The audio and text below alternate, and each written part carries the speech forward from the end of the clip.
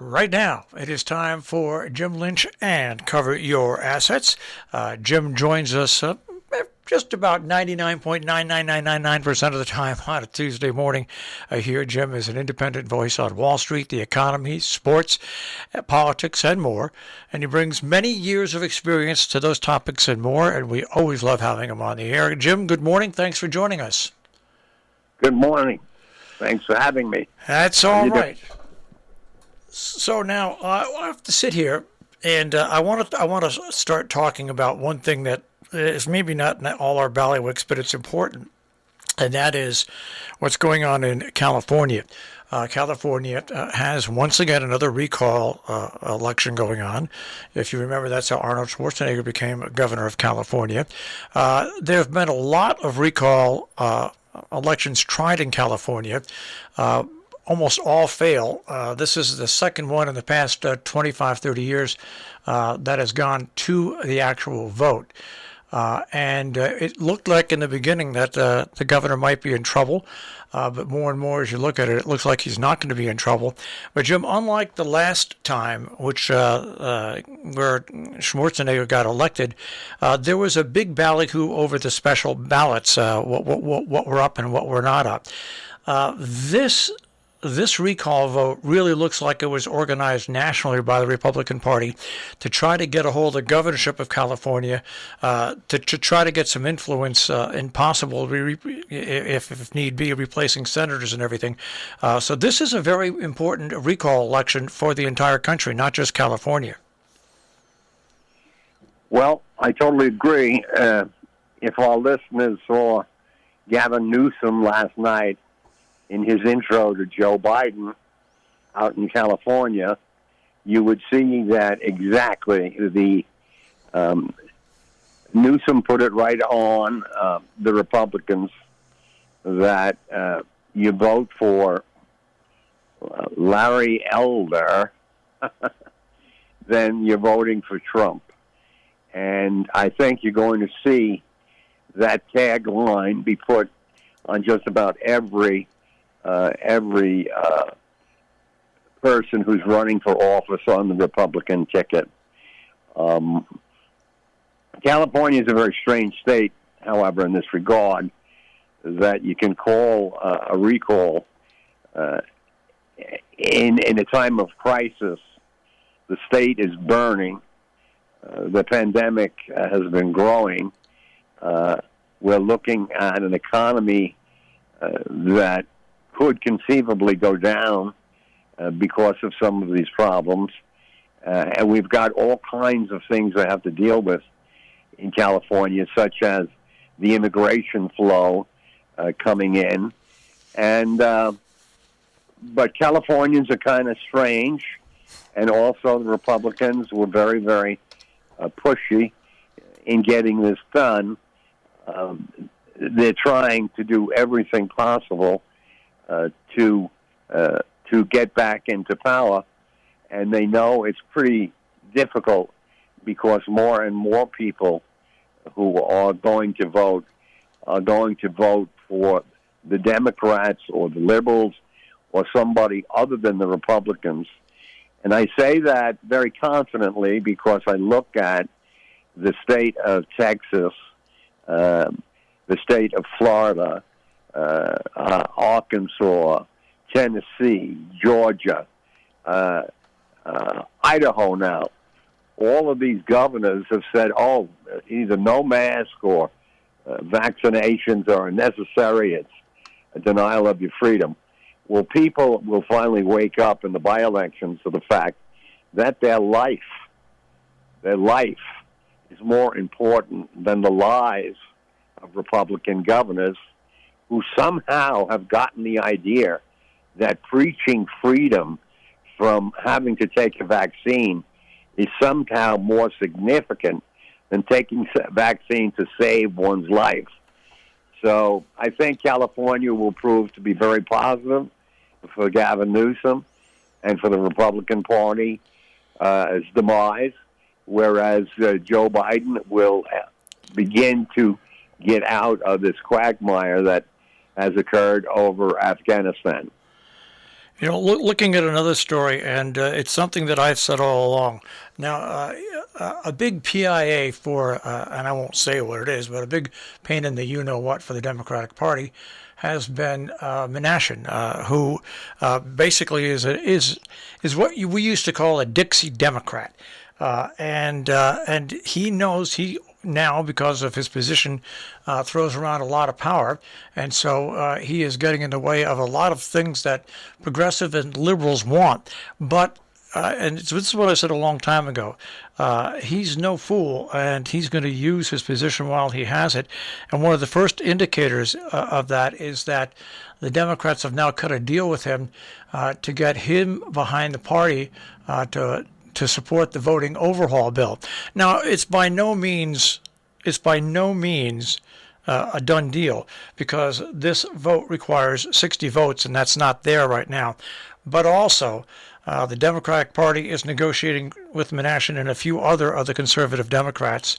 Now it has been brought back in the news about the filibuster rule, and if they can get them on board and give them enough to get the filibuster rule lifted, you don't need the 60 votes. You'll just need the 51 votes, which they have. So this is a very interesting behind-the-scenes process going on in Washington. It's not going to be settled in the next month or two, but I do believe it is open to negotiation with some of these Dixie Democrats. You're right on. You're definitely right on. In fact, you can kind of see them setting up the play as if it was in basketball. In other words, we'll give you a little of this, and you give us a little of that, and you'll talk to this one and say that one. And because if we don't get the filibuster changed, then it'll be very difficult for the Democrats to do anything until the by-elections, which are a long ways off. And yes, Manchin is he's playing the Grinch, and it's not even Christmas. But he's beginning to step out of his lane, because he said the other day, he said, well, on that infrastructure bill and so forth, a lot of this stuff, I'm really waiting to see how the pandemic plays out. In other words, Joe, are you waiting for more people to be in hospital beds before you decide to sign on to something that's for the good of the country? Because I want to tell Mr. Manchin, we're quickly running out of hospital beds, which is going to cause more deaths. As we saw in Alabama, a man who had a heart attack and needed a bed. In Alabama, they don't have any beds. He flew to Houston, and by the time he got there, he died. By the way, this guy had been vaccinated, and it raises the question,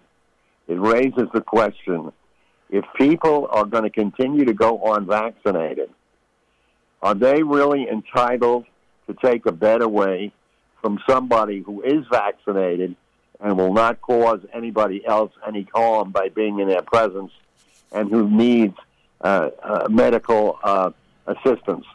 Also, are we going to put up with these people who are basically taking horse medicine and thumbing their nose at the vaccine, and then also ending up, there are many cases now of these people ending up in hospitals because they took this stuff. And, if you want to kill yourself, that's where you have freedom. If you want to kill yourself, just go, jump off the bridge and kill yourself. But leave everybody else alone.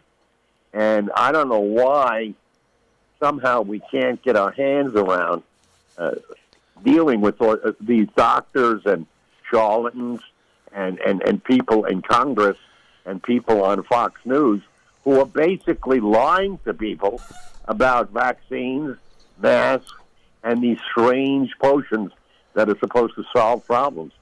Somehow these people should be put down in some way or another.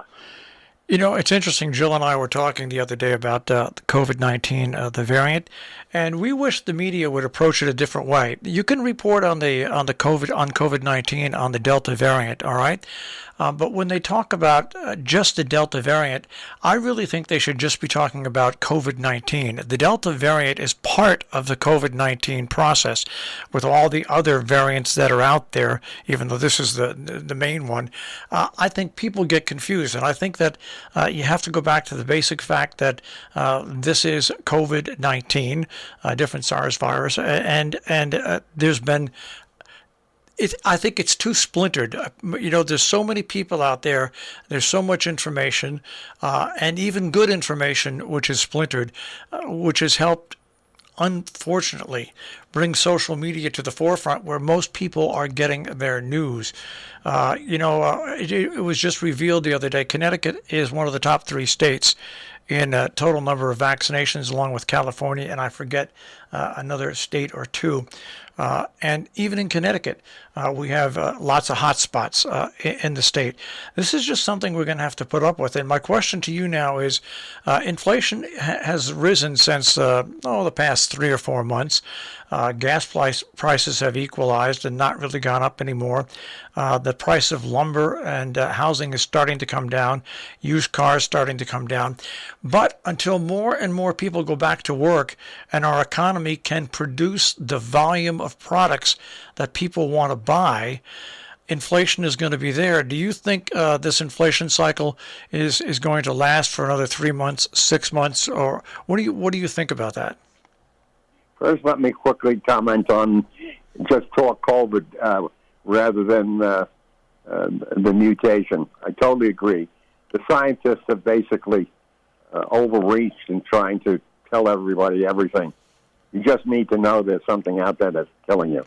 In terms of the inflation, we have a very interesting situation.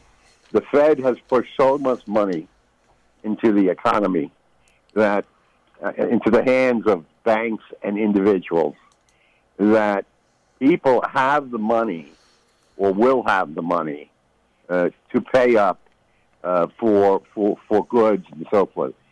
But until the pandemic is much more under control, or it looks like it's really declining, people are going to keep their hands on their pocketbooks, and they're not going to be spending, and therefore they won't be pushing inflation.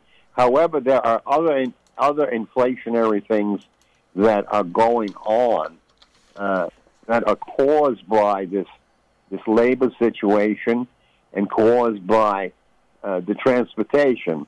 And one of those things is the semiconductors used in automobiles, which generally are produced abroad, but there's a shortage of them for a number of reasons. The materials that are used in them, the workers to do them, the delivery people to deliver.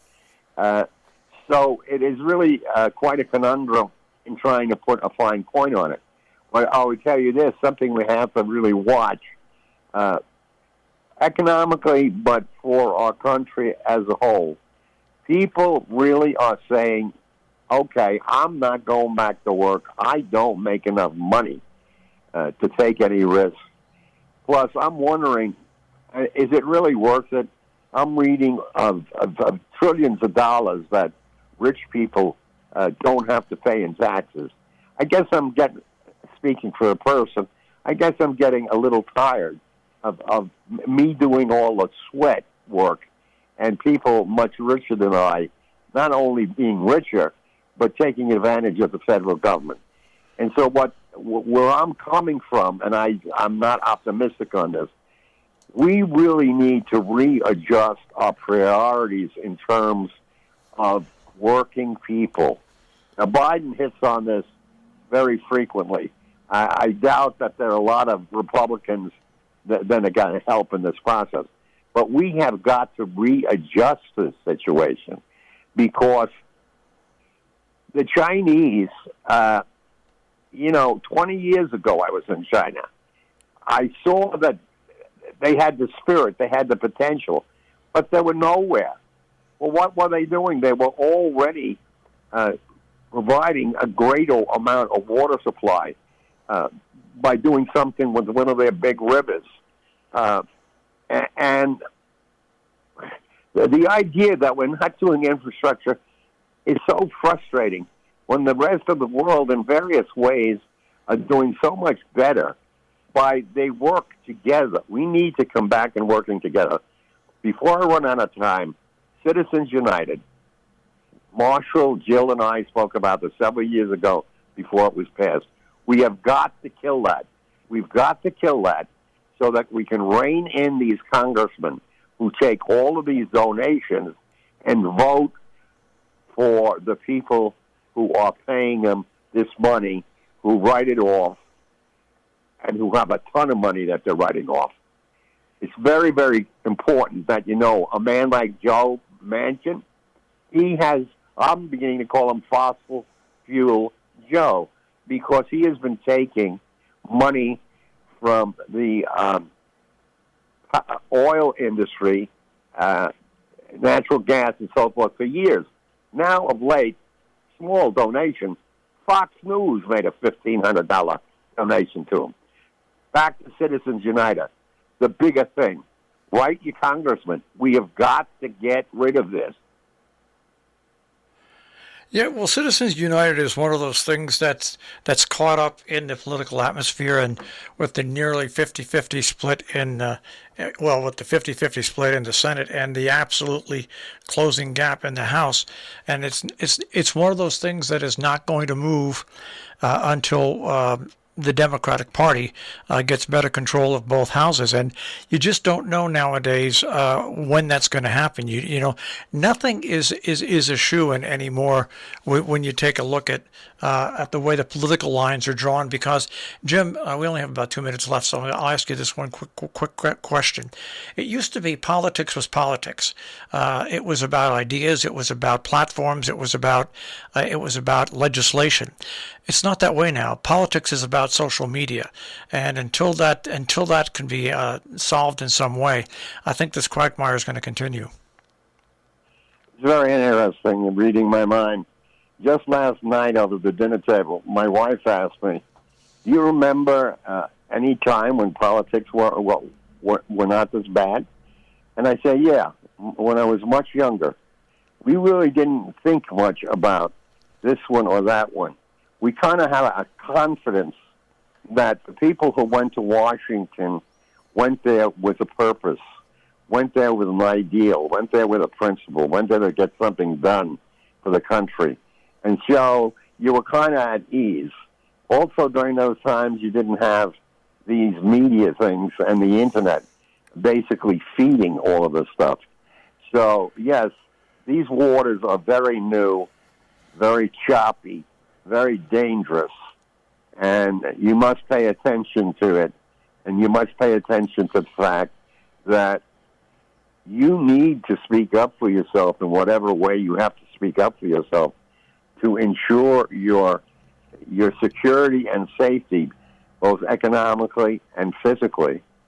There's an interesting, very long article in Vanity Fair about Costa Rica, and I can't even kind of summarize it, but basically they went from a country where the infant rate under 1 year old was 10%, and now they're down to almost nothing by working. Well, what they do in Costa Rica, it's called public assistance rather than physician assistance.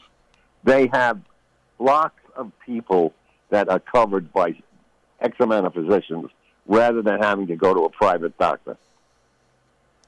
Well, it's an interesting time. It used to be that Democrats and Republicans and independents could all disagree and not hate one another, and now, unfortunately, a majority of people, when they choose their side, actually totally disrespect and hate their friends and neighbors because they're either a Democrat or Republican.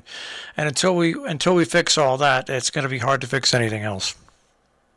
Well, this is where Trump and many Republicans were very clever. They caught this idea of grievance politics, and they realized that a lot of wealthy people would back their play and contribute to it, and thus we have Trumpism. And now Biden is trying to unravel it and most importantly, he knows what he has to do is go beyond it and improve it, and do things that should have been done before Trump even got into office. But don't fool yourself. There's a negativity out there that is very harsh on the part of kind of 30 to 40 crowd that are so off their minds that they're willing to be violent, and certainly they are constantly lying and so forth.